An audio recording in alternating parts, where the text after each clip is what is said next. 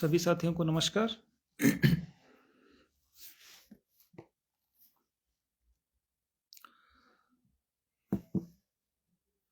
जो भी साथी जुड़ते जा रहे हैं, एक बार वीडियो को शेयर कर दें हर जगह पर, क्योंकि जो वर्तमान में 2 आदेश आए हैं माननीय सर्वोच्च न्यायालय के, उनके विषय में वार्ता होगी। बहुत सारे लोग लगातार पूछते रहते हैं कि सर क्या उनसे फ़ायदा होगा, नुकसान होगा, तो बहुत सारी चीज़ें हैं।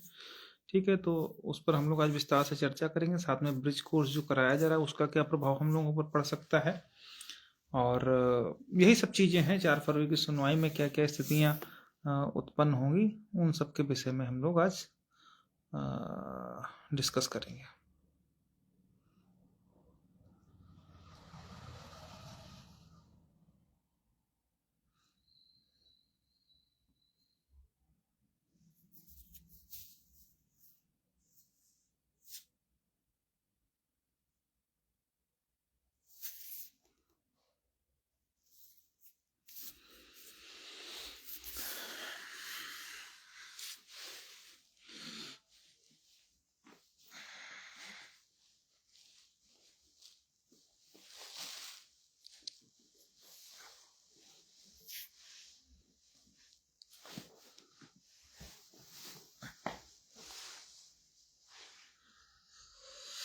तो कोई भी एक साथी कमेंट कर दे कि आवाज़ आ रही कि नहीं आ रही है।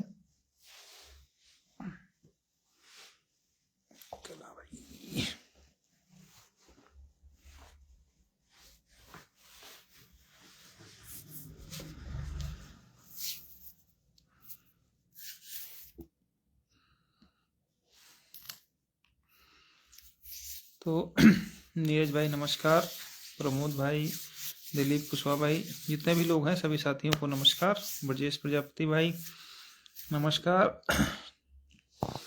सुमित भाई हैं हमारे एटा से, शेर बहादुर, सुनील मौर्य भाई, जितने भी साथी हैं सभी को नमस्कार। अरविंद राजपूत भाई, जितने भी साथी जुड़ चुके हैं। तो 69,000 की जो महत्वपूर्ण सुनवाई है 4 तारीख को, और उसमें एक और है बेंच का भी हम लोग डिस्कस करेंगे कि क्या स्थिति है। तो साथियों, सबसे पहले तो पिछली डेट पर हम लोगों ने जो बहस हुई थी वो किसी भी जो सकारात्मक नतीजे तक इसलिए नहीं पहुंच सकी क्योंकि मिसलेनियस वीक होने के कारण जो है अपनी सुनवाई नहीं हो पाई। अब उसमें जो भी साथी हैं अपने हिसाब से आप कुछ भी अजम्पशन पर कर सकते हो कि सामान्य वर्ग के अभ्यर्थी आए और डेट लेकर के चले गए। ये सब कोई बातें नहीं है वहाँ पर, क्योंकि मिसलेनियस वीक होता क्या है या डे होता क्या है उसको आप इस तरीके से समझ सकते हैं कि मिसलेनियस डे चीफ साहब ने इसलिए डिसाइड कर दिया था क्योंकि जाड़े की छुट्टियां हो रही थी और बहुत सारे केसेस पेंडेंसी में आए हुए थे। तो उसमें ये मैंडेटरी होता है कि जितने केस उस दिन लगे होते हैं, लिस्ट होते हैं, उन सबको एक बार सुनना होता है। अब सुने ना सुने, भले उसमें केवल डेट दे दें, वो अलग बात है।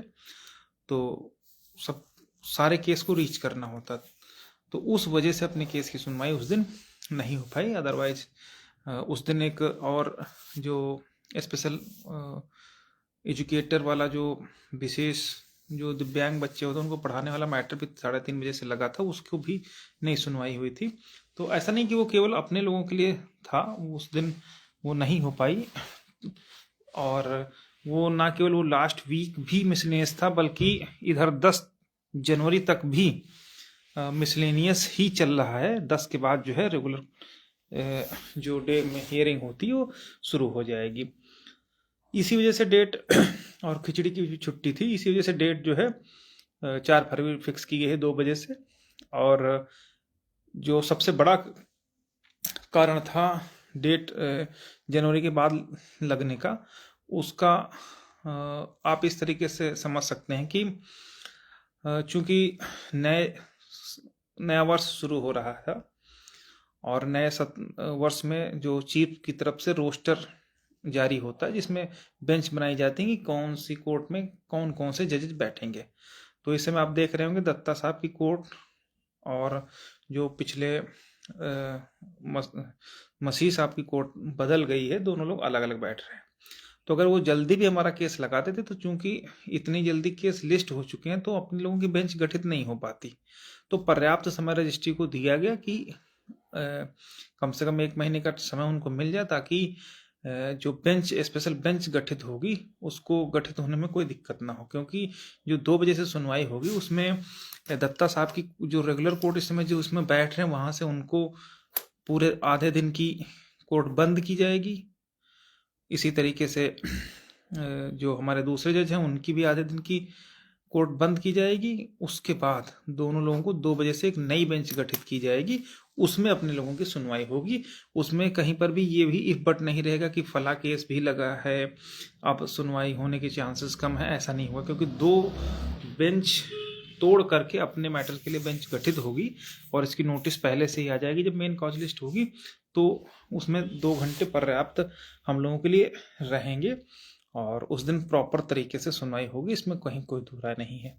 ठीक है, तो ये तो बेंच की बात है और इसकी सूचना पहले ही रजिस्ट्री के द्वारा पब्लिश कर दी जाएगी बेंच गठित होने की, कि 2 बजे से ये मैटर सुना जाएगा और जो उनकी रेगुलर कोर्ट हैं वो केवल 2 ही बजे तक रहेंगी, उसके बाद नहीं रहेंगी और अपने मैटर की सुनवाई उस दिन होगी। अब यहाँ पर 2-3 चीज़ें हैं। पहली चीज़ तो ये है कि ब्रिज कोर्स की भी डेट है इधर। तो ब्रिज कोर्स से जो फॉर्म भरने की डेट है उससे हमको बीएड वाले अभ्यर्थियों को कहीं पर कोई नुकसान नहीं है। जो लोग बहुत सारे कहते हैं अरे ब्रिज कोर्स हो जाएगा तो हम लोग कहाँ जाएंगे, क्या करेंगे, कैसे, ऐसा कुछ नहीं है। ब्रिज कोर्स अगर आप ध्यान से पढ़िए तो ब्रिज कोर्स ये लिखा हुआ है, जब आप उसका नोटिफिकेशन देखेंगे और जो कि बताया गया है, जो कि वास्तविकता भी है, उस ब्रिज कोर्स के विषय में यह है कि आपको एनरोलमेंट होने के बाद एक बार में उसको क्वालिफाई करना है। ठीक है, और लोग ये समझ रहे हैं कि पूरे इस दशक में या इस शताब्दी में केवल एक ही बार ब्रिज कोर्स होगा, उसके बाद नहीं होगा, ऐसा नहीं है। अभी देखिए कुछ समय पहले ब्रिज कोर्स हुआ था, फिर हुआ, अलग अलग राज्यों के लिए भी अलग अलग तरीके से होगा और जब कोर्ट का ऑर्डर होगा तब भी होगा। तो इस विषय में बिल्कुल निश्चिंत रहें कि कहीं पर भी ऐसा हो जाएगा कि ब्रिज कोर्स उनका हो जाएगा तो अजर अमर हो जाएंगे और वो अमृत पी करके चले जाएंगे, हम लोग रह जाएंगे, ऐसा नहीं है। ब्रिज कोर्स से बीएड वालों की जो एलिजिबिलिटी है और ज़्यादा मजबूत है, क्योंकि आधे लोगों को अगर ब्रिज कोर्स करवाया जा रहा है, इसका मतलब जो सरकार है वो भी पूर्णतया बीएड की एलिजिबिलिटी को कंसीडर कर रही है।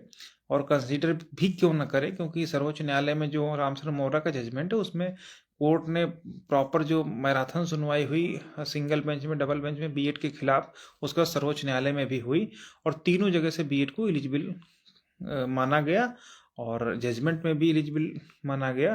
तो अब उसको कोई अन्य जजमेंट, अन्य राज्य के परिप्रेक्ष्य में जजमेंट जिसमें 69,000 चैलेंज भी नहीं थी, उसमें उनको बाहर नहीं किया जा सकता है। खास करके तब जब एलिजिबिलिटी को लेकर के बहस हो चुकी हो, एलिजिबिलिटी डिफाइन कर दी हो, एलिजिबिलिटी जो है अपहेल्ड हो चुकी हो और प्रॉपर जहाँ पर चैलेंज थी वहाँ पर बीएड को इन मान लिया गया उस पर्टिकुलर भर्ती में।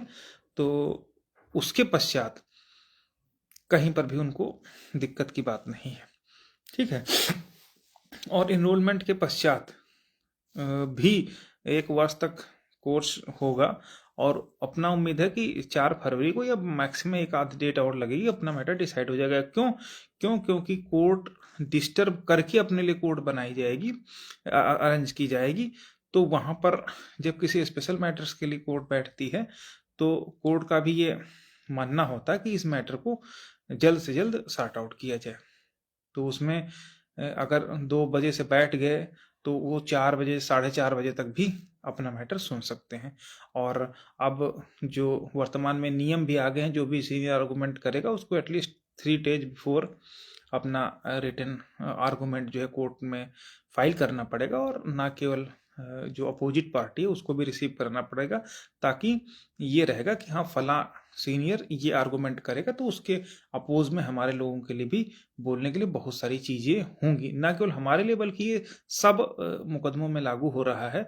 तो उससे फ़ायदा ये होता है, अभी क्या है कि कोई भी सीनियर आकर के अपना तड़तड़ा के बोल करके निकल गया, अब ये तो पता नहीं कि किसी को क्या बोलना है, लेकिन ये आर्गुमेंट जो बोल करेंगे, अगर चीफ साहब का जो सर्कुलर जिन्होंने जारी किया है, अगर वो as it is follow up होता है, तो मुकदमे के निस्तारण में बहुत आसानी होगी और बहुत जल्दी केसेस निपट जाएंगे। क्यों? क्योंकि बहुत सारे सीनियर्स ऐसे होते हैं जो ऐसे ऐसे फैक्ट्स, ऐसी ऐसी चीजें ला करके सामने कोर्ट के रख देते हैं कि अपोजिशन को पता ही नहीं होता है। तो अब उसके लिए उसको भाई ऑब्वियसली कि टाइम लेना पड़ेगा कि भाई ये क्या बोल रहे हैं, कहाँ से बोल रहे हैं, कैसे बोल रहे हैं। लेकिन जब 3 दिन बिफोर कोई सीनियर अपने आर्गूमेंट को फाइल अप कर देगा और अपोजिशन के पास या पिटिशनर के पास या रिस्पोंडेंट के पास वो चीज़ें पहले से रहेगी कि ये सीनियर ये आर्गूमेंट करेगा, तो उसके अपोजिशन के लिए या अपोज करने के लिए जो है सामने वाले पार्टी के पास भी बोलने के लिए बहुत कुछ रहेगा कि हाँ भाई ये सही कह रहे हैं या गलत कह रहे हैं। गलत कह रहे हैं तो कैसे, तो उन सब पर भी बहस आराम से हो करके जल्दी मैटर डिसाइड होने की पॉसिबिलिटी बढ़ जाती है। ठीक है, लेकिन अब ये पालन फॉलोअप कितना होगा ये देखने वाली बात है। अगर सपोज दैट कि जो अप्लीकांट हैं इस भर्ती में और जिन्होंने एसएलपी फाइल किया है जनरल की तरफ से, अगर उनके सीनियर्स अगर फाइल करके आर्गुमेंट करेंगे तो हम लोगों के लिए बहुत आसान रहने वाला है ना केस को डिसाइड करने के परिप्रेक्ष्य में। क्योंकि हमको पता होगा ना कि ये बहस कर रहे हैं, तो वहां पर ही ऑन स्पॉट जो है काउंटर अटैक होकर के चीजें खत्म हो जाएंगी। जिस तरीके से एक आप मान के जैसे क्रिमिनल मैटर में क्रॉस क्वेश्चनिंग होती है ना, उस टाइप में ही कुछ होगा तो ज्यादा सही रहेगा कि उधर से वो आर्गुमेंट करेंगे, करने के बाद हमारे पास उसके अपोज में बोलने के लिए पर्याप्त समय रहेगा। एट ए टाइम हम लोगों को बहुत सारी चीजें हड़बड़ाहट नहीं होगी कि भाई क्या बोल रहे हैं, कोर्ट कन्विंस तो नहीं है, तो उसकी तैयारी हम लोग पहले से करेंगे। लेकिन बस ये चीज प्रॉपर तरीके से लागू हो जाए। जैसे पिछली डेट पर जब ये लोग भागना चाह रहे थे, तो हम लोग को ये अपनी लोगों के दिमाग की उपज थी कि कहीं ना कहीं ये लोग ये आर्गुमेंट करेंगे कि हमको हाई कोर्ट में सुना नहीं है और इनको भागने के लिए कहा जाएगा। तो उस पर हम लोग तैयार थे। लेकिन अगर यही चीज वो लोग पहले से, अगर ये नियम लागू होता तो वो फाइल करते अपने आर्गुमेंट को, तो हम लोग को पता रहता कि हाँ ये यही चीज करने वाले हैं, तो 2 मिनट में उठ जाते। तो अब अगर ये फाइल करके आते तो बहुत अच्छी बात है और मैटर को फाइनल करने में बहुत आसानी रहेगी। और कोर्ट ने, जो चीफ जस्टिस साहब ने, उन्होंने ये भी कहा है कि जहां तक संभव हो कोर्ट में अपने बहस का समय भी और जो ब्रीफ है वो भी दोनों फाइल करेंगे। उसमें क्या रहेगा कि कोर्ट को भी ये पता रहेगा कि हाँ फला सीनियर इतनी देर बोलेंगे, तो बाकी सीनियर्स के लिए भी अपनी अपनी तैयारी करने का समय रहता है। अदरवाइज इधर से भी 4 सीनियर खड़े, उधर से भी 4 सीनियर खड़े, अब एक ही साहब आ करके पूरा डैश घेर के खड़े हो गए और बोलना शुरू कर दिया। अब 4 घंटा वही बोले, बाकी लोग खड़े हैं भाई। और अगर यहीं पर टाइम फिक्स रहता कि हाँ भाई ये आधे घंटे बोलेंगे, तो ये रहेगा कि हाँ भाई आधे घंटे इनके वकील बोल लिए, 1 घंटे हमने अपने लिए टाइम ले लिया, तो उस केस को डिसाइड होने में बहुत ठीक रहेगा। बस लेकिन ये चीज उसको मैं फिर कह रहा हूँ कि पालन हो जाए सुप्रीम कोर्ट में तो बहुत अच्छी बात है। ठीक है, तो बेंच गठित हो जाएगी, 2 बेंच डिस्टर्ब करके अपने लिए बेंच बनेगी। ठीक है, पहली चीज। और दूसरी चीज ये है कि जो ब्रिज कोर्स वाली दिक्कत है वो अपने लिए बीएड के लिए तो प्रॉफिटेबल ही है, वो कहीं पर भी नुकसानदेह नहीं है। और अपने में इसलिए नहीं लागू होगा क्योंकि रामचंद्र मौर्य का जजमेंट में बीएड की एलिजिबिलिटी को अपहेल्ड किया गया है, कंसीडर किया गया है, तभी ये नियुक्तियां हो रही हैं। तो ऐसा संभव नहीं कि अपने लिए अलग हो नियम हो, उनके लिए अलग नियम हो। ठीक है, तो उस पर कुछ और उस पर किसी तरह की कोई दिक्कत वाली बात है नहीं, उसमें बिल्कुल निश्चिंत रहें। ठीक है, और बीएड की बात हो गई, बेंच की बात हो गई, और 4 तारीख को 2 बजे से होगी, तो उम्मीद है कि 4 फरवरी भी लास्ट डेट हो सकती है।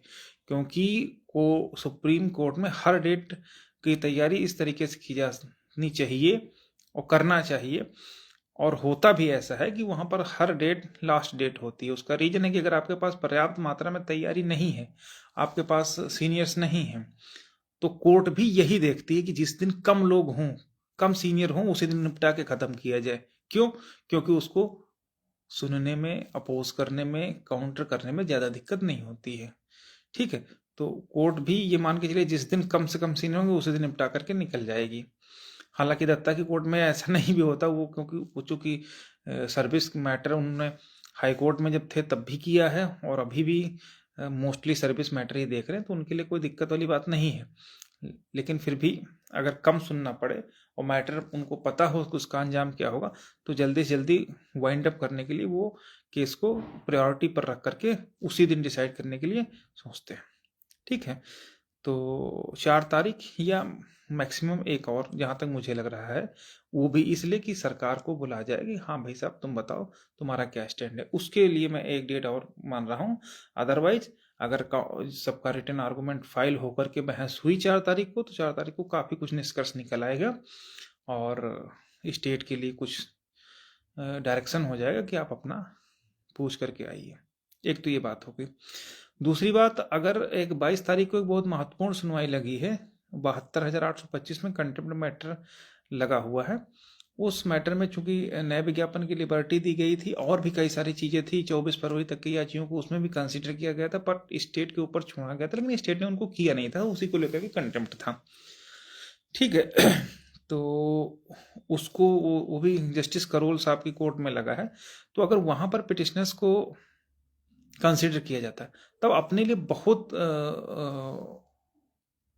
पॉजिटिव चीज होने की पॉसिबिलिटी रहेगी, क्योंकि कोर्ट भी ये देखती कि भाई चलो हम भी 29,000 में दे दिए, दत्ता साहब की कोर्ट ने दिया है, अच्छा करोल साहब ने भी दे दिया, तो फिर घूम फिर करके, और इस समय चूंकि जो समझौता की ओर ही कोर्ट थोड़ा सा ज्यादा पक्ष ले रही है, तो अगर 72 में कंसीडर हो जाता है, 29 में हो ही गया है, तो फिर 69,000 में भी कोर्ट सोचती कि भाई जब सब अपने जो वादकारी हैं, जो याची हैं, याचना करने आए हैं कि हुजूर हमको कुछ दे दो, या रिस्पोंडेंट है जो जीत करके आए हैं, तो कोर्ट भी सोचती कि फिर हम क्यों फर्जी पंगे लें, जो हमारे सामने भी उनको भी हम ले दे के खत्म कर रहे हैं। ठीक है, तो वो पॉसिबिलिटी बनेगी, आगे भी बनेगी। और लेकिन अगर उसमें हो जाता है तो थोड़ा सा एक जो साइकोलॉजिकल थॉट्स हैं कोर्ट के दिमाग में, पूरे कैंपस में, वो सर्कुलेट होने लगते कि भैया सब दे रहे हैं तो तुम भी दे के खत्म करो। आखिर यहाँ पर जैसे हम लोग कोर्ट में गए हैं, तो ऐसा नहीं है कि हम कसम खा के गए कि नहीं इनको बाहर ही कराना। अगर बाहर कराना, इस बात का विकल्प नहीं होता है कि उनको हम बाहर कराने गए। मेन विकल्प होता है कि किसी के अंदर होने की वजह से जो बाकी के कैंडिडेट्स हैं उनके हितों का अगर हनन होता है, तो जो गलत लोग सिलेक्ट है उनको बाहर किया जाए। लेकिन अगर जो कैंडिडेट हैं रिजर्व कैटेगरी के, अगर उनका हित सुरक्षित हो जाता है, तो फिर उनका कोई क्लेम ये नहीं बनता कि उनको बाहर ही किया जाए। इसको आप इस तरीके से समझ लीजिए कि अगर हम लोगों का चयन हो जाता है 69,000 में जो साथी जुड़े हैं, तो फिर हमारा कोई राइट ही नहीं रह जाएगा कि कौन अंदर जा रहा कौन बाहर जा रहा, उससे कोई लेना देना नहीं रहेगा। तो वहां पर भी कोर्ट कह देगी ठीक है, जो ये लड़के हैं इनको बजाय जो इनकी वजह से अफेक्टेड कैंडिडेट्स हैं वो को हम कंसीडर कर दे रहे हो, बाकी बात खत्म हो जाएगा। अब इफेक्टेड कैंडिडेट में जो अपने बीच के भी हैं, कोई लोग इस तरीके को उसको मत अंदाजा लगा लेना कि उसमें केवल 6800 आएंगे या 20,000 आएंगे या 19,000 आएंगे। वो आपके सोचने का विषय नहीं है, वो कोर्ट के कंसीडर करने का विषय है, वो सरकार के विषय है। और जो सरकार द्वारा डेटा दिया गया है, जो सिंगल बेंच के जजमेंट में कोटेड है, ऑफिशियली कितने लोगों का नुकसान हुआ है, वो ऑथेंटिक माना जाएगा। ठीक है, तो वहां पर जो चीजें हैं उसमें चूंकि जो लोग एसएलपी में गए हैं उन्होंने भी अपने एसएलपी में लिख करके दिया है कि ऑलमोस्ट 10,000 प्लस, यानी 10,000 से ज्यादा कैंडिडेट बाहर हो रहे हैं। अगर जो डिवीजन बेंच का जजमेंट है उसको एज इट इज लागू किया जाएगा, तो वहां पर भी चीजें ऐसी हो सकती कि भाई ठीक है, जो कैंडिडेट लड़ रहे हैं उनको दे करके खत्म करो, ज्यादा रायता फैलाने का कोई उद्देश्य नहीं है, नहीं होना चाहिए कोर्ट का, जो कि अगर समझौते की बात आती है।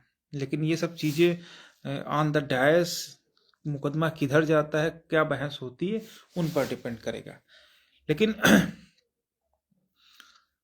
जो हमारे सामान्य वर्ग के भी साथी हैं, देखिए वहां पर भी उनको भी मैं कोई ऐसा नहीं कि मैं सलाह दे सकता हूँ, वो लोग खुद इतने कैपेबल हैं और होना भी चाहिए। लेकिन इतना जरूर है कि जहां तक संभव हो मीडिएशन से ही उनका भी भला होगा। अदरवाइज ये मान के चलिए कि मेरिट पे डिसीजन आएगा तो बचेंगे नहीं, ये बिल्कुल श्योर है, इसमें कहीं कोई दिक्कत नहीं। और ये भी मैं दावे के साथ कहता हूँ, आत्ममुग्धता में नहीं, घमंड में नहीं, और ना ही किसी उस तरीके से कहता हूँ कि 99.99% अपने फेवर में ही जजमेंट आएगा, ये बिल्कुल मान के चलिए श्योर है। अब मैं कैसे कह रहा हूँ, तो कुछ न कुछ तो बात होगी जो मैं ऐसी बात बोल रहा हूँ। बाकी जब तक कोर्ट का डिसीजन नहीं जाता तब तक नहीं कह सकता कोई कुछ भी। लेकिन कुछ तो चीजें हैं जिस हिसाब से ये जजमेंट सुरक्षित रहेगा, तो उसका एक ही तरीका है कि वो भी बचे रहे, हम लोग भी हो जाएं। तरीका सिर्फ एक है कि ऑलमोस्ट हम लोग भी कंसीडर हो जाए। इसमें वो लोग भी इतना घुमा फिरा करके दुनिया भर का रिलैक्सेशन कंसेशन कुछ नहीं कर पाएंगे। फाइनली 10 मिनट में ही कोर्ट को हम लोग कन्विंस कर ले जाएंगे कि साहूजुर ये मामला है, बस ठीक है।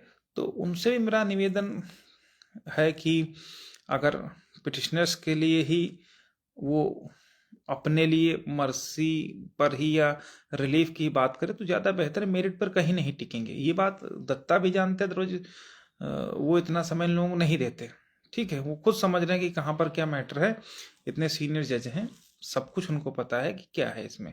हाँ, कानून अंधा होता है इसलिए उसको सुनाना पड़ता है, वो हम लोग वो काम कर रहे हैं और उम्मीद पूरी है कि हम लोगों का हर हाल में उसमें होगा। अब बात आती है जो अभी 2 जजमेंट आए हैं, एक तो कर्नाटक का है, एक राजस्थान का है आया है। तो कर्नाटक में कहा गया कि जो कैंडिडेट अनरिजर्व के बराबर एलिजिबिलिटी को फुलफिल नहीं करेगा वो अनरिजर्व में नहीं जाएगा। तो यही तो मैं भी कर रहा हूँ, इसमें ये कोई नया चीज नहीं है जो ये पहली बार आया। ये कानून, ये तो सेटल्ड लॉ है, इसमें कहीं पर भी कोई ऐसी बात नहीं जो इसमें कोई नई बात नहीं कोर्ट ने कही। ये तो काफी समय पहले से यही हो रहा कि भाई अगर आपने रिजर्वेशन ले लिया है भर्ती प्रक्रिया के फर्स्ट चरण में तो आपको सेकंड चरण में कोई अधिकार ही नहीं है, ठीक है। हालांकि ऐसा भी नहीं होना चाहिए था, ये गलत परिपाटी सेट हो गई आरक्षण को खत्म करने के लिए। लेकिन फिर भी ठीक है, अगर इसको भी मैं अपहेल्ड करूं, इसको भी अगर हम लोग मान लिया जाए तो भी कोई दिक्कत वाली बात नहीं है। हम लोगों का इस जजमेंट से कोई है नहीं। ये जो जजमेंट आया है कर्नाटक सरकार का आया है, ठीक है। और इसमें केंद्र सरकार जो है जो हाई कोर्ट का डिसीजन था उस डिसीजन को लेकर के सर्वोच्च न्यायालय में गई थी, ठीक है। और सर्वोच्च न्यायालय में गई थी और कहा था कि चूंकि इन लोगों ने फर्स्ट फेज में या पहले रिजर्वेशन का लाभ लिया तो आगे की चरण में ये लाभ नहीं लेंगे। तो ये बिल्कुल सही है, इसमें कहीं कोई दिक्कत वाली बात नहीं है कि कोई इन्होंने बहुत नई बात नहीं कह दी है, ये सही है, कोई दिक्कत नहीं इसमें। रुक जा,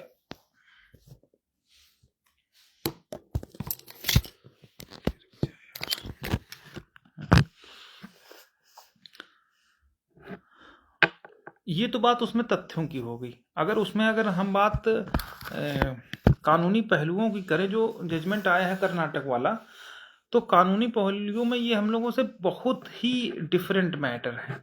डिफरेंट मैटर क्यों है? क्योंकि इसमें जो यूपीएससी का रूल लागू होता है वो इसमें लागू किया है, दैट इज 1995, ठीक है।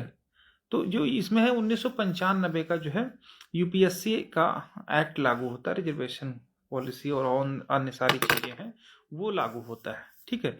तो उससे और केंद्र सरकार का उसमें लॉ है, तो और अपने में यूपी एक्ट 1994 लागू होता है। तो दोनों पूरी तरीके से डिफरेंट है। 1995 उनका अलग है और हमारा 1994 अलग है। 1994 में किसी भी तरीके का कोई संशोधन नहीं हो सकता। क्यों? क्योंकि जितेंद्र सिंह के जो जजमेंट 2010-11 में आया था, उस जजमेंट में 1994 एक्ट को किन्हीं भी संशोधनों से, किन्हीं भी दायरों से बाहर कर दिया गया। क्योंकि जो वो जजमेंट है जितेंद्र सिंह वाला, उसमें 1994 के एक्ट को जो है पूरी तरीके से लॉक कर दिया गया है, उसमें किसी भी तरीके का कोई संशोधन ना तो हो सकता है, ना तो रद्द हो सकता है, ना तो कुछ हो सकता है। ठीक है, तो उसके हिसाब से जो है उत्तर प्रदेश के संबंध में रिजर्वेशन पॉलिसी, रिलैक्सेशन, कंसेशन इत्यादि दिए जाएंगे। ठीक है, तो कर्नाटक वाला केंद्रीय कानून के तहत हो रहा है और 1995 का एक्ट जो है उसके हिसाब से हो रही, तो वो आया है तो उससे हम लोगों को कोई मतलब नहीं है, वो ठीक है जजमेंट। और उसका ठीक इसलिए भी है क्योंकि वो प्रक्रिया ही 2-3 चरणों में होती है, तो अगर आपने एक चरण में लाभ ले लिया है तो अगले चरण में लाभ नहीं लेना चाहिए। हालांकि इससे पहले हर चरण में लाभ मिलता था, उसको खत्म कर दिया गया साजिशन, लेकिन इस चीज को दलित पिछड़े नहीं समझेंगे। किसने खत्म किया, कैसे खत्म किया, वो बताने की आवश्यकता नहीं है, उस पर बहुत ज़्यादा बोलना भी उचित नहीं, क्योंकि लोग सुनना समझना नहीं चाहते। लेकिन फिलहाल इतना समझ लीजिए कि वो चीज़ खत्म कर देगी कि आप हर चरण में लाभ नहीं ले सकते।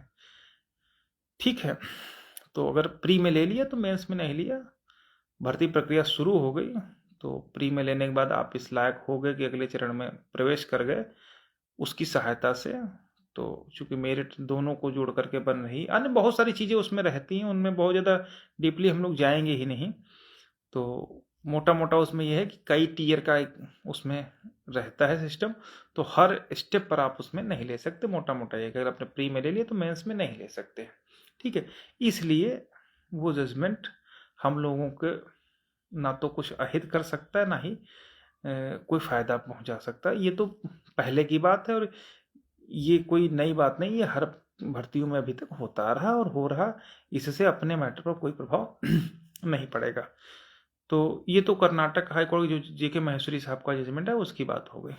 ठीक है, अब बात करते हैं जो राजस्थान हाई कोर्ट का जजमेंट है। राजस्थान हाई कोर्ट का जजमेंट जो कर्नाटक हाई का जजमेंट था, दोनों लगभग लगभग सिमिलर ही हैं। राजस्थान वाले में क्या है कि जो कोर्ट ने, जहां तक मैं समझा हूं देखा हूं, उसमें कोर्ट की फाइंडिंग दो आई है, वो भी वही आई है जो अभी तक कानून के हिसाब से है। उसमें भी ये क्लियर कट बताया गया है कि अगर आपको हर स्टेप पर जो है लाभ रिजर्वेशन का नहीं दिया जाएगा। वो इसलिए है क्योंकि हालांकि उसमें दिया गया थोड़ा सा लाभ, उसको इस तरीके से आप समझ सकते हैं कि जो लिखित परीक्षा उसमें थी और टाइपिंग थी, दो चीजें थी उसमें। 300 नंबर का लिखित परीक्षा थी और 100 नंबर की जो है आपका टाइपिंग वगैरह थी, जो भी था। तो उसमें दोनों चीजों में लाभ दिया गया था। पहले तो लिखित परीक्षा में भी पासिंग क्वालिफाई करने में रिलैक्स किया गया था, फिर जो टाइपिंग वगैरह थी उसमें भी 2.5 नंबर का रिलैक्सेशन दिया गया था, और फिर दोनों को जोड़ करके मेरिट बनाई गई थी। अब वहां पर क्या मैटर था, पहला मैटर था कि अगर आप लिखित परीक्षा में ही दोनों पार्ट उसमें सेम ही है, रिक्रूटमेंट का पार्ट है लिखित परीक्षा और रिक्रूटमेंट का ही पार्ट है टाइपिंग। जब तक आप लिखित परीक्षा नहीं उत्तीर्ण करोगे तब तक आप टाइपिंग में अपीयर नहीं होगे, और टाइपिंग का जो है 25% एक तरीके से हुआ और 75% आपका लिखित परीक्षा और 100% जोड़ करके मेरिट बननी थी। लेकिन लिखित परीक्षा में ही आपने लाभ ले लिया, तो इन जो आपका टाइपिंग थी उसमें भी 2.5 नंबर का जो 2.5% का रिलैक्सेशन दिया गया उसको भी कोर्ट ने कंसीडर किया है। तो एक तरीके से दोनों में लाभ वहां पर मिला है, इसलिए वो अपने लोगों के लिए बेनिफिशियल दिख रहा है। बट मेन चीज ये नहीं है, मेन चीज ये है कि कोर्ट ने जो लिखित परीक्षा थी उसमें रिलैक्सेशन लेने वालों को अगले स्टेप के बाद भी रिलैक्सेशन दिया है टाइपिंग में, फिर जो दोनों को जोड़ करके मेरिट बनी है उसमें फिर उनको अनरिजर्व में ले जाने के लिए रोक लगा दी है कि जिसने लिखित परीक्षा में रिलैक्सेशन ले लिया उसको अनरिजर्व में नहीं ले जाएंगे। तो ये भी सेम वैसे कर्नाटक वाला जजमेंट है कि भाई 2 टीयर हैं, पहला लिखित परीक्षा, दूसरा टाइपिंग, तो दोनों में आप कैसे रिलैक्सेशन ले करके जा सकते हो कि इधर भी लो उधर भी लो। लेकिन महत्वपूर्ण ये है कि ये सारी की सारी चीजें रिक्रूटमेंट के पार्ट्स हैं। हमारा मैटर अलग है, हमारा मैटर इसलिए अलग है क्योंकि एटीआरई एक अलग पहलू है, just like TET, just like high school inter graduation के हिसाब से। ठीक है, इसकी कानूनी बिंदुओं पर और मेरिट पर मैं कतई नहीं चाहूँगा, ना ही उस पर विशेष डिस्कस करने की जरूरत है, वो कोर्ट में ही हम लोग देख लेंगे कैसे क्या करना है। लेकिन ये जो 2 जजमेंट हैं जिसमें डबल बेनिफिट की बात कही गई है, तो कर्नाटक वाला तो अपने से दूर दूर तक कोई सरोकार ही नहीं 1995 के एक्ट पर है। राजस्थान वाला भी कोई विशेष हम लोगों के दोनों सिमिलर ही जजमेंट हैं, कहीं पर कोई ऐसा नहीं कि जो हम लोगों के लिए फायदेमंद हो या नुकसानदेह हो।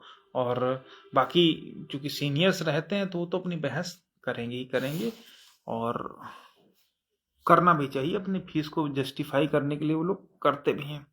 ठीक है, लेकिन अपने मैटर में बहुत सारी चीजें हैं, और जो सबसे महत्वपूर्ण चीज होती है कि जो सेटल्ड लॉ होते हैं वो तो हर मुकदमे में सेम ही रहते हैं, लेकिन फैक्ट्स अलग अलग रहते हैं। हर ऑर्डर कंडीशनल होता है, हर भर्ती प्रक्रिया अपने हिसाब से रूल्स रेगुलेशन के हिसाब से पूर्ण हो की जाती है। तो किसी में कोई रिक्रूटमेंट है, किसी में रिक्रूटमेंट है ही नहीं, पहले ही सारी एलिजिबिलिटी कंप्लीट कर ली जाती हैं।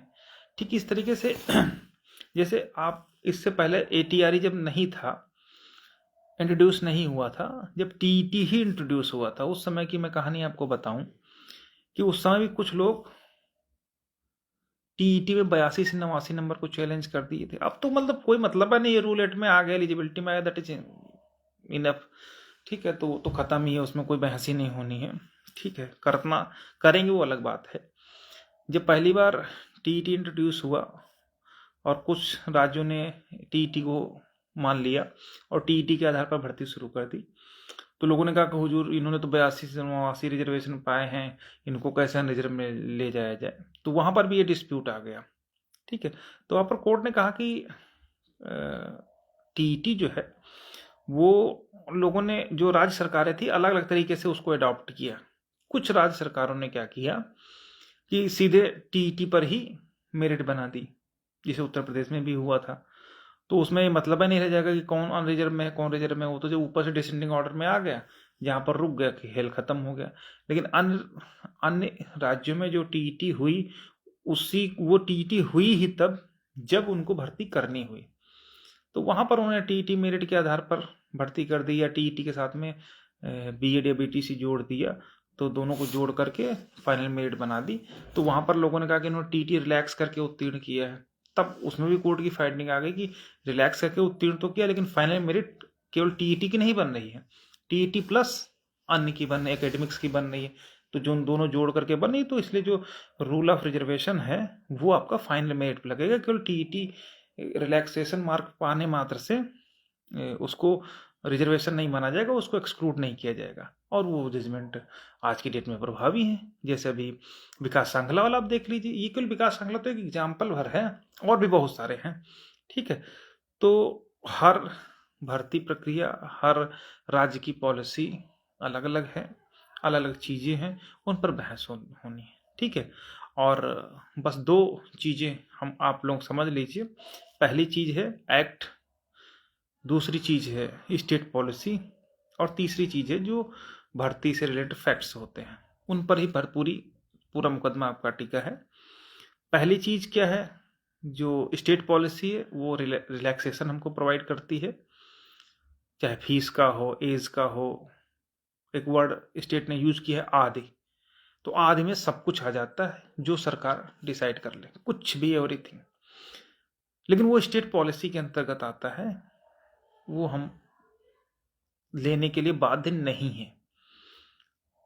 अगर सरकार दे देगी तो हम ले लेंगे, नहीं देगी तो हम नहीं मान कर लेंगे। दूसरा है एक्ट रिजर्वेशन, वो बाइंड करता है रिजर्वेशन प्रोवाइड करवाने के लिए। उसको कोई भी सरकार किसी भी तरीके से उसके साथ ना छेड़छाड़ कर सकती है, ना ही उसको देने से मना कर सकती है। और अगर मना करेगी तो हाई कोर्ट में आर्टिकल 226 के तहत रिट दायर की जाती है, जैसा हम लोगों ने दायर किया था। और वो अधिकार हाई कोर्ट ने हम लोगों को दिया और अपने फेवर में जजमेंट दिया।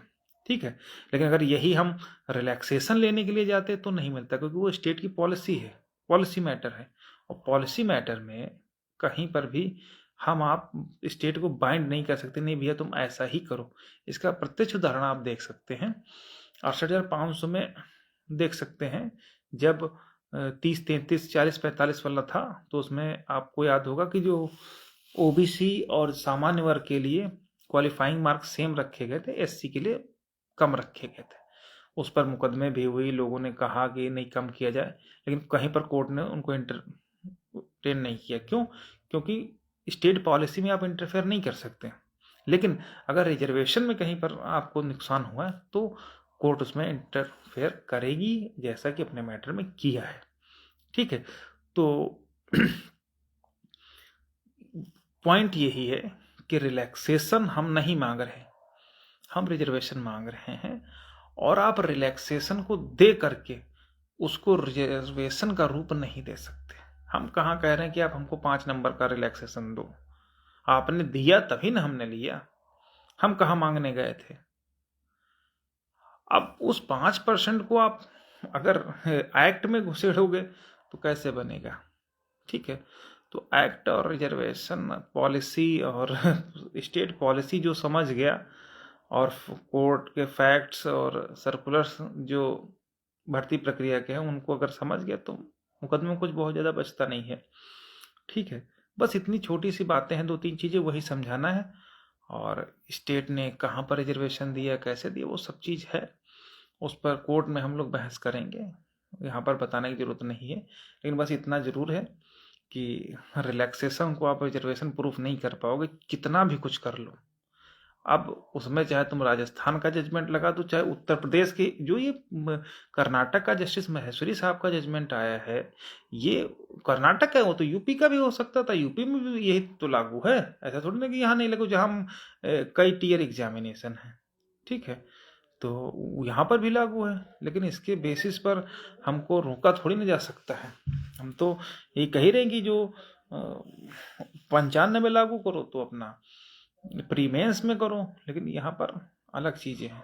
ठीक है, तो ये सब चीज़ है, बातें कोर्ट में ही रखी जाएंगी, कोर्ट उसको खुद डिसाइड कर देगा। कहने को तो आपको ये मैटर, जो लोग ताजे ताजे आए हैं, ठीक है, उनको लगता है ये चीर देंगे फाड़ देंगे वाली स्थिति है, लेकिन ये चीर देंगे फाड़ देने वाली स्थिति नहीं है जब आप बहस शुरू करोगे। और हाँ, इसके बाद आता है एक उधर से आर्गूमेंट आएगा, जिला वरीयता, जिला चॉइस, सबकी तैयारी है, बस हम बस 10 से 20 मिनट आधे घंटा में सब कुछ निपट जाएगा, वो चाहे 10 घंटे बहस कर लें। ठीक है, तो उस पर भी तैयारी है, सारी चीज़ें हैं, कहीं से कुछ छूटा नहीं है। लेकिन बस ये है कि हम लोग पहले भी नहीं चिल्लाए, अभी भी नहीं चिल्ला रहे हैं, आगे भी नहीं चिल्लाएंगे। ठीक है, कारण ये है कि जब मामला सब जुडिस है तो कोर्ट हैव टू डिसाइड कि कौन सही कौन गलत। लेकिन इतना भरोसा जरूर है कि हम लोग पूरी तरीके से फैक्ट्स पर, कानूनी पहलुओं पर मजबूत हैं। ठीक है, तो ये सारी चीज़ें हैं। और इसके अलावा कुछ हमारे साथी हैं जो लगातार, अब चूंकि नववर्ष शुरू हो गया है, उत्तर प्रदेश सरकार में भर्ती को लेकर के आगामी जनवरी 22 जनवरी फरवरी में 69 जारी, ये सब लगी हुई हैं, और आने वाला समय चुनाव का भी है। और 3, 4, 5, 6 पंचायत चुनाव के बाद सरकार पूरी तरीके से अपने विधानसभा चुनाव के मोड में आ जाएगी। ठीक है, इसलिए सरकार चाह रही है कि इधर से मैटर डिसाइड हो जाए। अब जो भी साथी हमारे हैं जिनका कहीं पॉलिटिकल अप्रोच है या शासन स्तर पर अप्रोच है, तो लखनऊ में आकर के अपनी बात को, चूंकि एप्लीकेशन तो हम लोग के पास मोस्टली सबके पास है, उसको अधिकारियों से मिल करके अपनी बात कह सकते हैं। क्योंकि हम लोग तो अपने स्तर से कहते ही कहते हैं, लेकिन कुछ साथी हमारे हैं जिनको लगता है कि नहीं, शायद हम लोग उतना शासन स्तर प्रयास नहीं कर पा रहे हैं, तो ऐसे लोगों से भी मेरा यही सजेशन है कि लखनऊ आकर के जो भी अधिकारियों से मिलना है या जिनसे भी मिलना चाहें, ना केवल अधिकारी बल्कि शासन प्रशासन जहाँ पर भी मिलना चाहे वो मिले। उनके रहने खाने की पूरी व्यवस्था टीम की तरफ से हम लोग जो है जितना संभव हो सकेगा करेंगे। और चाहे आपको किसी अधिकारी से मिलना हो या नेताओं से मिलना हो, किससे भी मिलना हो, आप लोग आराम से आकर के रह सकते हैं, हम लोग रूम वगैरह दिलवा देंगे, या जो भी व्यवस्था है खाने पीने की वो सब पूरी करवा देंगे। सारे लोग जो है आकर के अपना, सारे लोग इन द सेंस मतलब जो भी 2-3 लोग हैं, जैसे हमारे पश्चिम के कुछ भाई हैं, उनको लगता कि नहीं नहीं नहीं, हाँ यहाँ तो हमारे साथ अन्याय हो रहा है। तो ऐसा नहीं है कि यहाँ पर किसी के साथ अन्याय है, पूरी लड़ाई सामूहिक लड़ाई है, लड़ी गई है अभी तक। और हम चाहते हैं कि इसमें कहीं पर भी आपस में न हो। अगर कहीं पर किसी भाई को ये लगता कि शायद हमारे प्रयास में कहीं कमी है, तो हम उनके जो प्रयास हैं उनको अप्रिशिएट करेंगे कि वो भी आकर के 2-4 दिन अपना लखनऊ में जैसे है जो भी शासन स्तर के हैं और प्रशासन स्तर के, उनसे मिल करके अपनी बात कह सकते हैं। और उसमें कोई ऐसा नहीं कि तीर मार देना है, वहाँ पर जा कर के आपको टाइम ले लेना है, पोलाइटली अपनी बात कह देना कि हुजूर हम लोग इतने दिन से लड़ रहे हैं, हम चाहते हैं कि इतने लोग हैं, हम लोग जो रिस्पोंडेंट हैं इनको हुजूर कंसीडर कर लीजिए, और जो वहाँ पर कोर्ट में है मैटर ख़त्म कर दिया जाए। इतनी सी बात कहनी है, ठीक है। तो इसमें कहने में कोई दिक्कत नहीं है, ठीक है। तो जो लोग भी 2-4 लोग अपना आना चाहें प्रयास करने के लिए, वो लोग अपने स्तर से कर सकते हैं। हालांकि हमने लेटर लिखवाने के लिए कहा था, तो हमारे तक इक्का दुक्का 1-2 लोगों को छोड़ दिया जाए, तो बाकी लोग कोई नहीं लिखवा करके दिया। खास करके वो लोग जो सबसे बड़े राष्ट्रभक्त, सबसे बड़े जो है बीजेपी में सपोर्टर रहे हैं, लेकिन कोई अपने हक के लिए नहीं लिखवा पाया, ये बड़ा दुखद है। अगर मैं होता या कोई ऐसी सरकार होती जिसमें हम सपोर्ट करते या कोई भी करता, तो इतना तो उसमें कैपेसिटी होनी चाहिए ना कि अपने हित के लिए अगर कहीं बात हो, तो कुछ भी अगर एक कागज पर लिखवाने की बात है, तो वो लिखवाने का बूता होना चाहिए। ऐसी झंडा बरदारी से कोई मतलब नहीं रहेगा कि आप अपने हितों के लिए अगर एक कागज भर लिखवाने के लिए कहे तो वो भी ना लिखवा सको, तो क्या ही कहा जाए। खास करके तब जब आप पूरी तरीके से उनके प्रति समर्पित हो। हालांकि उनके एक कागज लिख देने मात्र से ऐसा नहीं हुआ जा रहा कि मैं हम लोग भवसागर पार हो जाएंगे, या जो है स्वर्ग पहुंच जाएंगे, या सब कुछ हो जाएगा। लेकिन बस एक आत्म संतोष रहता कि भाई नेताजी के पास आए, उन्होंने जैसे कहा, उन्होंने फटाक से कहा ऐसा करो, ये पकड़ो लेटर, जो लिखना हो लिख लो। ऐसा होता था पुरानी भर्तियों में, पुरानी सरकार ने के जो जनप्रतिनिधि होते थे ऐसा ही करते थे, लेटर फाड़ के देते थे, तो भैया जा करके, कम से कम मैं जहाँ तक मैं जानता हूँ और जहाँ तक मैंने महसूस किया है, देखा है, किया है, जरूरत पड़ी है तो लेटर क्या, फोन क्या, उस पर हर तरीके से कह दिया गया कि ऐसा करो, ये पेज पकड़ो और लिख लो मैटर, भी हम साइन किए दे रहे। ये स्थिति रहती थी उस समय के विधायक, सांसद और लोगों की।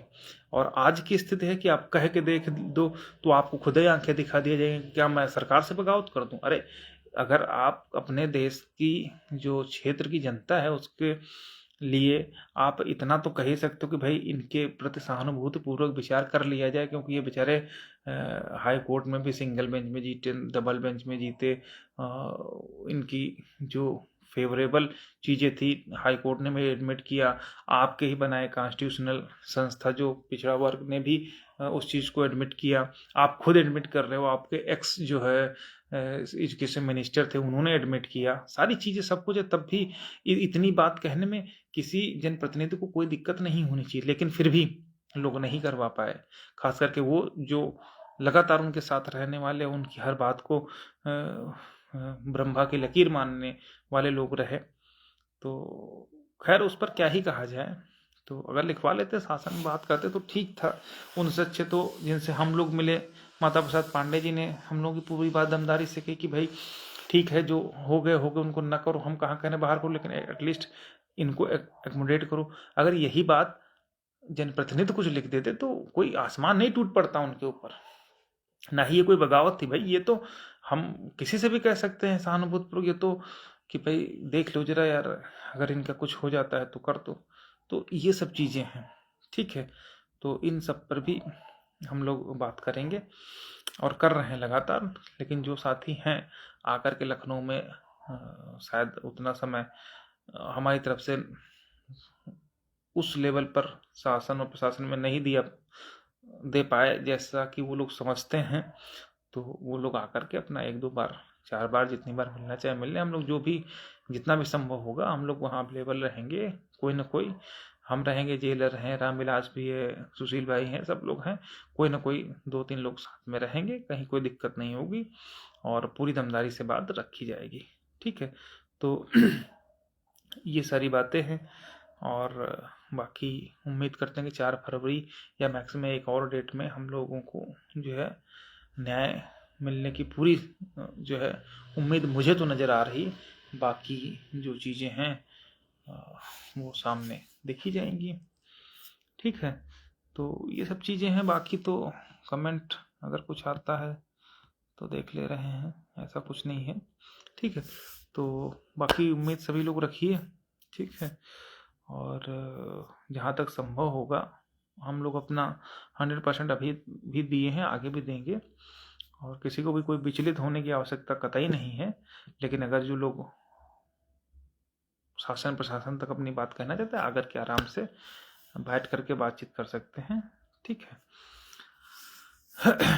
और जो राजस्थान और कर्नाटक हाई कोर्ट के ऑर्डर्स हैं वो हमारे ना तो फेवरेबल है ना अपोजिट, ये तो पहले से चीज़ें हैं। ठीक है, मैंने पहले बता दिया कि जो जितने जजमेंट होते हैं हर जजमेंट की कंडीशन अलग होता है, उनका लॉ जो है एक सा होता है, बट फैक्ट्स और पॉलिसीज अलग अलग होती हैं। उन पर हम लोग तैयार हैं और यही सारी चीज़ें हैं। और बाकी अगर कुछ नया होता है तो देखा जाएगा। जगबीर भाई कह रहे हैं कि 4 को फाइनल हो जाएगा क्या? हाँ, उम्मीद कर सकते हैं 4 को फाइनल हो जाएगा, क्योंकि मैंने पहले बताया था कि सुप्रीम कोर्ट में हर डेट लास्ट डेट होती है, खास करके तब जब 2 बेंच तोड़ करके आपके लिए बेंच बन रही है, तो फाइनल भी हो सकता है अगर सामान्य वर्ग की तरफ से बहुत ज़्यादा मैटर को बहस करके खींचने का प्रयास नहीं किया गया तो। लेकिन फिर भी देखते हैं। हाँ, जगबीर भाई करें एकमात्र समाधान याची लाभ, ठीक है। जगबीर भाई जो भी आपके उधर के हों, 1-2 बार अगर लखनऊ आ जाए तो अपने स्तर से आप लोग एक बार वार्ता कर लीजिए, 2 बार कर लीजिए, जितनी बार हो हम लोग जो भी कर पाएंगे आप लोगों की चीज़ें कर देंगे। ठीक है, और चूंकि नया वर्ष भी शुरू हो गया है, इस समय तो बहाना भी रहेगा, एक गुलदस्ता आप लोग ले लिया जाएगा, दे दिया जाएगा कि हुजूर नव वर्ष की बधाई भी हो जाएगी, साहब दलित पिछड़ों का भी कुछ जो है भला हो जाए तो ठीक है। ठीक है, सौरभ चौधरी कह रहे हैं कि याची मिलेगा तो मेरिट पर मिलेगा जो आर है।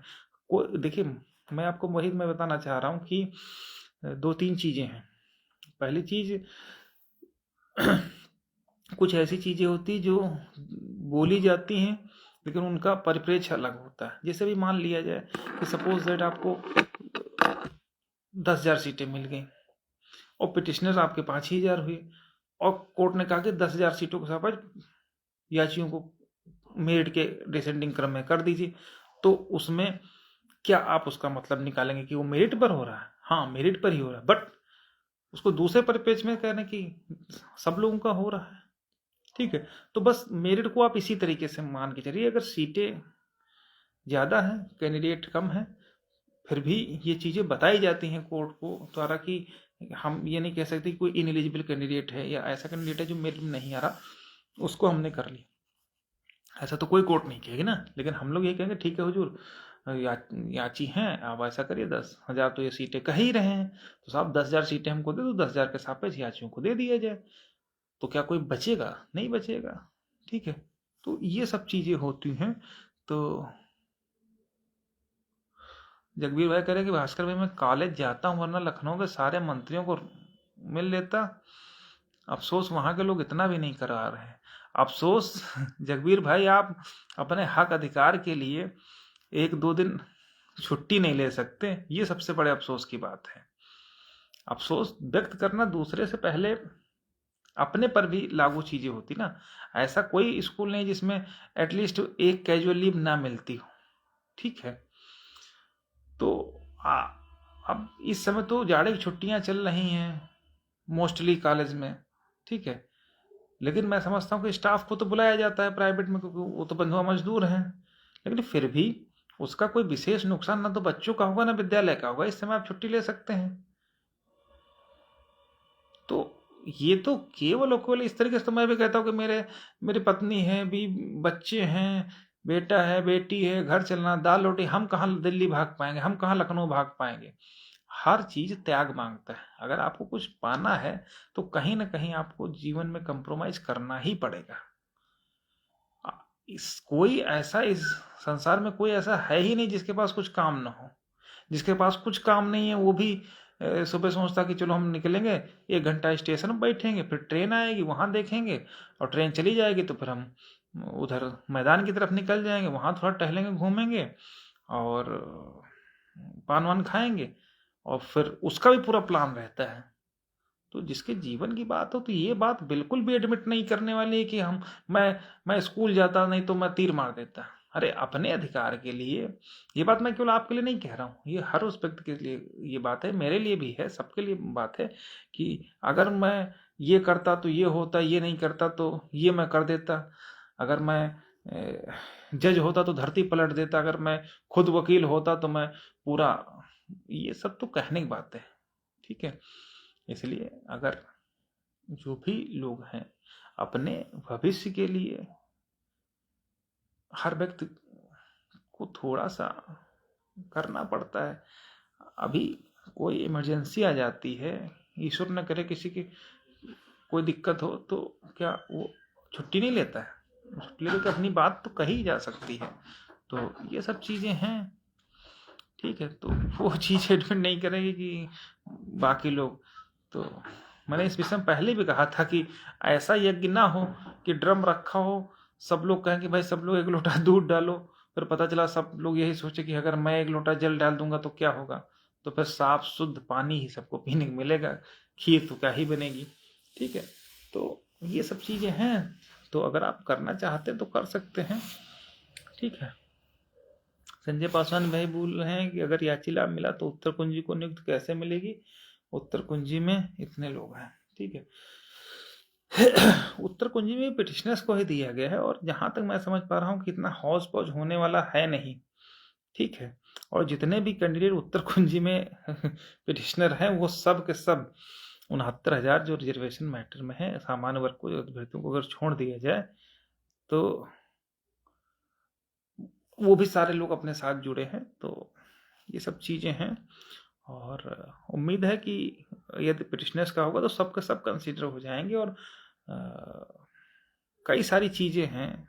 ठीक है, जिन पर बात करना भी ज्यादा जरूरी है नहीं, वो कोर्ट के सामने जो रखी जाएंगी तब देखा जाएगा। हाँ सुनील मौर्य भाई, मैं यही कह रहा हूँ कि जगबीर भाई भी एक, मैं केवल ये बात केवल जगबीर पर लागू नहीं होती है, सब पर लागू होगी कि अपने स्तर से हर व्यक्ति को प्रयास कर लेना चाहिए अगर उसको लगता है कि मैं कुछ कर सकता हूँ। ठीक है, तो ये सब चीजें हैं, और तो ज्यादा कुछ है नहीं। ठीक है, बाकी 4 फरवरी को अपना है, हम लोग जो भी प्रयास कर सकते हैं उस पर कर रहे हैं, और उम्मीद तो पूरी है कि जो है हम लोगों का सबका भला हो जाएगा।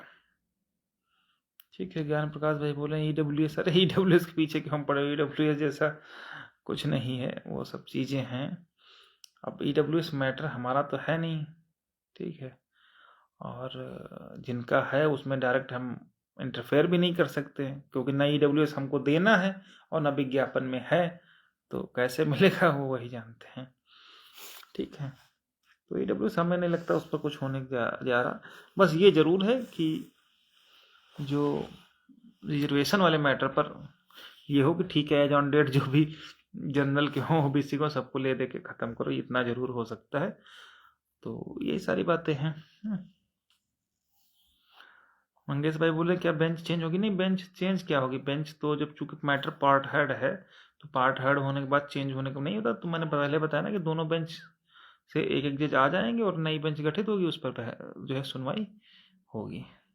ठीक है, तो EWS तो 2 मिनट का मैटर है, उसमें कोई बहुत ज़्यादा है नहीं चीज़ें, लेकिन चूंकि जो लोग वहाँ पर बैठे हैं वो भी उसी कैटेगरी के हैं, तो अपने लोगों के लिए तो हर व्यक्ति सोचता है।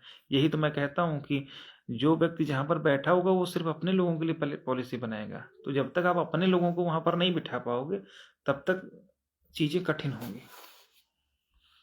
ठीक है, तो ये सब सारी चीज़ें हैं। बाकी हम लोग रहेंगे। बाकी जो लोग आना चाहें आकर के अपना इस नए वर्ष में 10-12 तारीख तक जो है अपना शासन प्रशासन में पैरवी कर लें, और जो चीज़ें होंगी उसमें हम लोग पूरा साथ देंगे। और जहाँ भी चीज़ें ज़रूरी होंगी हम लोगों से समझी जाएंगी, वहाँ पर हम लोग अवेलेबल रहेंगे। ठीक है। केशव भाई कह रहे हैं कि सुप्रीम कोर्ट पिछड़ा वर्ग की रिपोर्ट ही, देखिए पिछड़ा वर्ग जैसे जब कोर्ट मैटर है तो पिछड़े वर्ग का कोई लेने देना नहीं। वो तो दूर दूर तक उसको वो कोई फैक्ट्स नहीं है, वो कोई ऐसी चीज नहीं है जो कोर्ट में एडमिट करेगी। ठीक है, वो पूरी तरीके से अलग चीज है। कहीं पर आपने देखा किसी जज सिंगल बेंच के जजमेंट में देखा, डिवीजन के जजमेंट में देखा कहीं उस चीज को? नहीं है ना। वहां पर तो कोर्ट जो होती है वो एफिडेविट के थ्रू मान्य करती है, और एफिडेविट के थ्रू ही जो सरकार लगाएगी, जो पिटिशनर लगाएगा वही मान्य होगी बस। और जो प्रेयर आएगी वो high court single bench division bench में आई, डिवीजन में से सुप्रीम कोर्ट में, उसमें रिपोर्ट जैसा कुछ थोड़ी ना होगा। ठीक है। और फिलहाल इतना मान लीजिए कि जो भी लिस्ट है या तो पूरी नई बनेगी, और या पूरी नई इन द सेंस पूरा नए सिरे से चीजें बनेंगी। अदरवाइज उम्मीद तो यही कि जो भी लोग हैं उनको एकोमोडेट किया जाएगा। ठीक है, चलिए सभी साथियों को नववर्ष की बधाई। उम्मीद है कि ये वर्ष जो है हम सभी के जीवन में उन्नति के नए रास्ते जो है खोले, और जो उम्मीद अभी तक हम लोग लगाए बैठे हैं भर्तियों से, उसको जो है पूरा हो नववर्ष में। यही शुभकामना के साथ आप सभी लोगों को नमस्कार।